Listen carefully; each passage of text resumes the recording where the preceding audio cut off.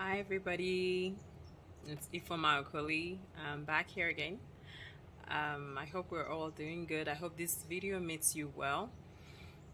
I'm coming on here today and I need to speak from the heart. I need to talk from the heart. Sometimes I find that when it's not scripted, it's not a scripted thing, then maybe it's more genuine and it comes straight from the heart, and maybe it's more valuable. So we're coming back from church today. So this whole conversation, I'm about to share happened. We're coming back from church today, and I had like a few discussions with my sons. They were asking a lot of questions about relationships. One of the questions they asked is, how would you know that somebody is right for you, for you to get married to them? How would you know, what are the things that will help who's right, and who you can marry and all that stuff. So a lot of things came to my mind, and I just want to ask, I pray that God will speak through me as I speak, because this issue is a very, very, very highly sensitive and important topic, right? Today, if you look around, you see that a lot of marriages are ending in divorce. Some are very violent. If you look around, you see that some marriages are really violent. Um, just a lot is going on these days. People are not staying together anymore, many are separating and all that. So it just occurred to me that many people in my generation, I feel, went into marriage without actually studying marriage. A lot of us went to school, came out, many of us have good careers, we're doing good in business, but you can see that every time you study, you learn about your business or your career, and you apply those things to your business or career, you see that it improves. You improve, you do better, you give better quality services. You don't do the same thing all the time. You get better in the kind of services that you are giving, as an employee or as a businessman or as a businesswoman. So things are better that way because people are studying their crafts and they are giving their best in their crafts. But a lot of people in my generation, I feel, did not study what it takes to be good husbands or good wives. You know, so you see a lot of marriages today are embattled, and then you hear the religious side of it, which says, oh, you know what, a woman must be submissive to the man, and the man, you must love your wife, as Christ loves the church. I am actually not seeing a lot of men, to be quite honest, who are putting into practice that love like Christ loved the church or die for her, But there are also a lot of men who are doing that. There are also a lot of men who are doing that, who are actually practicing that, because it's not as easy, to do what Christ does. Jesus Christ died, he gave his life, okay? And every day we are grateful for him. Those of us who are Christians, who are believed, we appreciate that Jesus gave his life so that we can be alive, so that we will not go to hell, right? As Christians, that's what we Christians believe, right? So the Bible does say, okay, men, love your wives like Christ loved the church, or loves the church, and died for her and gave himself for her. That's a heavy thing, and that's what husbands were called to do. And then wives are told in the Bible, submit yourself to your husband only, right? So he's leading you, you submit. He's the head of the household, and we relate to him much in the same manner like Christ leads the church and we follow him, right? We're supposed to follow him and be a helpmate to him. So the man has to have a calling, like he has to have where he's headed to. That's one thing I told my sons today. I said, as a man, you've got to know yourself in and out. You have to know where you are going in life before you can start falling in love with any woman, before you start saying, I want to marry any woman or be in a relationship. You got to know yourself in and out as a man. Where are you headed to? Where do you want your life to go? Who do you want to be? You need to know that before you marry, before you start leading a woman as a husband. You have to know where you are going in life. And then, does she agree with where you're going to in life? Does she agree with the basic principles of who you are? Is she a Christian like you? Does she believe in God like you do? Because those things are the major things that you are also going to pass down to your generations after you, to your children who come after you. So these things are so highly important. Like, I was discussing with them, principles, basic principles are it. How do you people treat each other? How is her character? How is your character? Focus on how this person that you want to fall in love with, who has all these good looks, who has all these things, money, whatever, or who's doing good for herself, okay? And then if you're a woman, or he's doing good for himself, get to know their basic principles in life. Get to know who they really are. Like, how do they treat people? How do they treat maybe a beggar on the road? How do they treat their parents? How do they treat their siblings or their friends, or people who are juniors to them in the office? Watch people. Watch the person that you want to fall in love with. I told them, before you start catching any feelings, before you start falling in love, know that person's character. Know the person's character. As a man, know where you're going, because most women don't have a problem following a man or submitting to a man. But a man who does not know where he's going to, and then he has a woman with him, and then you add children on top, that's a disaster. You got to have a point of direction before you lead somebody as a man. That's number one. Number two, you've got to be on that journey already of, you have some money to take care of her, you're working, you're a provider, because a woman was not created to be a provider. And also, a woman has things that she wants to do with her life, things that God has called her to. So are her dreams aligning with your dreams? Are her principles aligning with your principles? Are you somebody who you want to be a pastor, but then the woman that you're married to, you want to get married to, she hates people, like she can't stand being around people, but then you want to be a pastor? Is that going to work? Are you guys going to agree? Because the Bible says that two cannot work together unless they agree. Okay?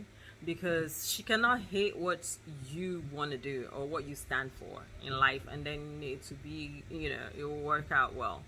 Or you cannot hate what she stands for, what she's passionate in life, and then you guys will be able to have a good marriage, because you're always going to be pulling each other in different directions.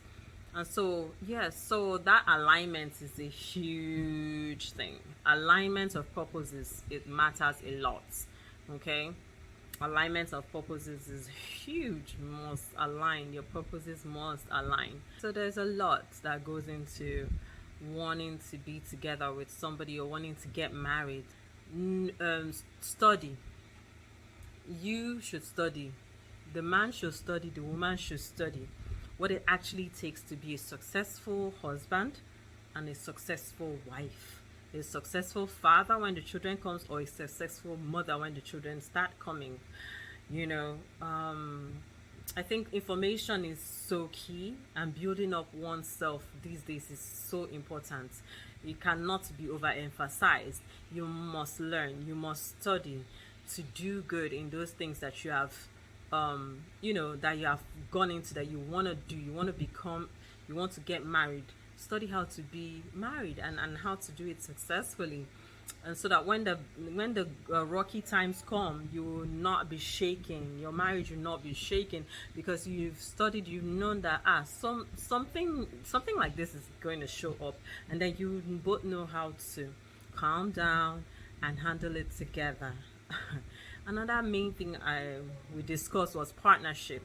partnership, oh my god, partnership in marriage is almost, to me, it's almost everything, you know. It's almost everything. It's like that working together, that Amos, I think 3 verse 3, that says, can two work together except they be in agreement? You have to be in agreement with each other that you're going to this certain direction, so two of you must work together to achieve this same goal, this same purpose. So that's about partnership in marriage, you know.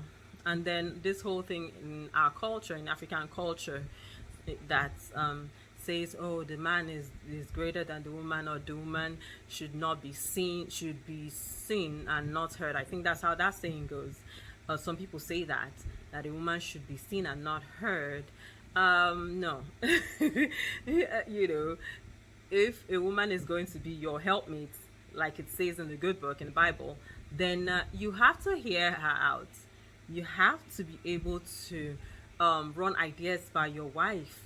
You have to, you you have to know that your wife has a lot of things in her that will help your destiny as a man, that will help your combined collective destinies. And you have to know that you as a man, you're the husband, a husbandman.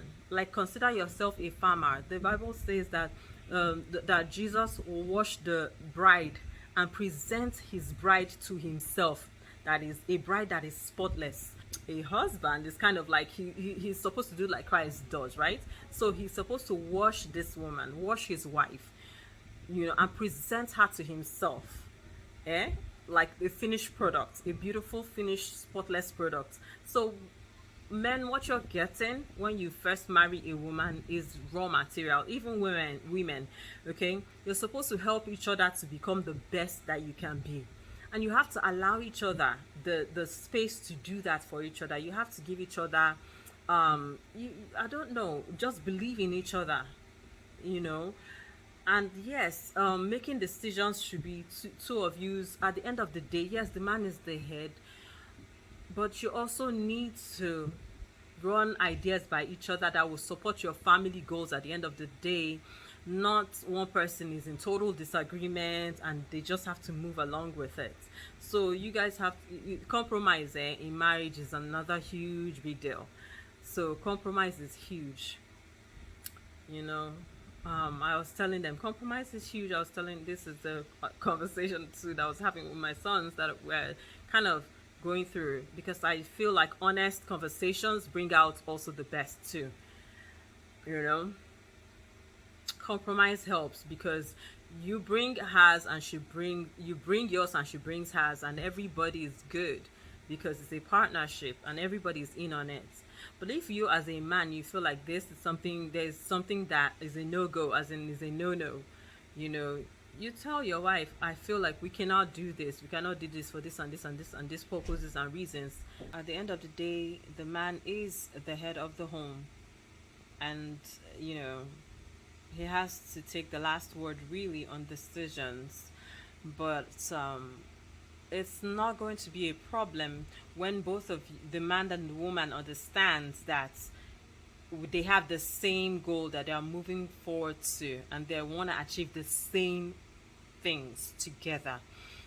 So when you all are on the same page, you're in agreements, you're moving in the same direction, then it's not going to be a problem, because you're not dragging each other in different directions. You already understand that part, that we're all heading for the same thing. So it's not hard to compromise or to reach a compromise, or to allow him to take the head, because you already understand as a woman where he's going, and you've committed yourself as his wife to follow where he's going.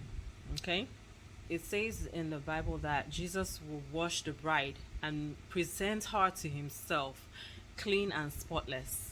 That tells me that a husband is supposed to work on his wife and bring out the best in her, and bring out the best in her. And when everybody sees that woman and just how far she has come and just how awesome she's doing, they can attribute it to him working on her and helping her to be her best self. There's something about a man who does that is just so awesome. Here we go to service, okay? in Dunamis, the head pastor, you can see that the wife, Dr. Becky, doesn't have to force herself to submit to her husband. You can tell that her respect for her husband comes from a very deep place, and everybody can see that Pastor Paul Eneche is not just a pastor in the church. You can tell that he's also a pastor over his home, because they do things together as a family. They will do an album together, they will sing together. He makes sure that they are doing things together. Another example of this to me will be Marcus Lamb of Daystar. You know, it tells something about a man when his wife and his children are working together with him on his vision, and that they are doing it so happily. You can tell when people are faking things. You can tell. You can tell when they're not even trying to do it with joy or whatever. You can tell. But these two men that I've mentioned, good case studies when it comes to a man really carrying along his wife and his children in achieving one purpose, one goal. I was telling my sons, I feel it's a lot of work. It will be a lot of work on Pastor Paul to make sure that he's, learning these lyrics with his children and his wife. They'll do dance steps, they'll do the choreography, they'll put it out there together. And then he still has to go on crusades, he still has to oversee the church branches all over the world, and people who call him all times of day for prayer, and he has to do counseling, but still he makes out the time. Okay, so he makes out the time to teach his wife to, okay, she can write a book, or let's do the songs together, we're going to put this outfit together, and we're going to do this choreography together. Wow. Okay, see, that's awesome, and it can be done. All these examples I'm talking about, it shows that it can be done. They show that it's doable if you put your mind to it. So these were the discussions that I had with my children, and they were just they were happy to ask their questions, and I was happy to answer it. So before you start falling in love, it's imperative that you know who you are as a man, okay, and you find a woman who is on board with what you are on board with, so that way you guys are together and you're not struggling, and at the end of the day you're taking good care of each other, working towards the same goals, enjoying life together, and leaving a great legacy of awesome children that you have put in the time and the energy to train in the right ways, not just in school, but in the art of life itself. Another thing about marriage is you can resolve your issues without raising your voice or without hitting anybody. It's just a matter of, you have to decide that this is how we're going to talk to each other. Normally we're not going to shout at each other, we're not going to hit each other, because there's no need for that, and things don't even get resolved when you hit each other or when you start shouting at each other, because you cannot even hear each other out. So there was this case recently of a minister. She just passed away, and it is said that her husband has been violent towards her for a long time, until finally he had an issue with her recently and kicked her in the chest, and she was in the hospital for 5 days before she finally died. And it said that now they've arrested the husband, and he's in police custody, and there's an ongoing case about the matter.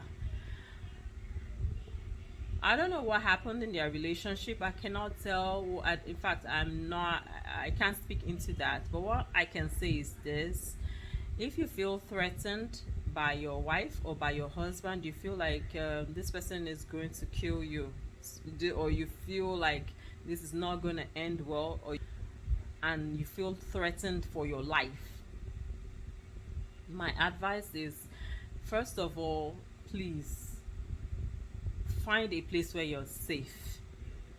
Find a place where you're safe first, and then decide how best to move forward, because you first have to be alive before any other thing.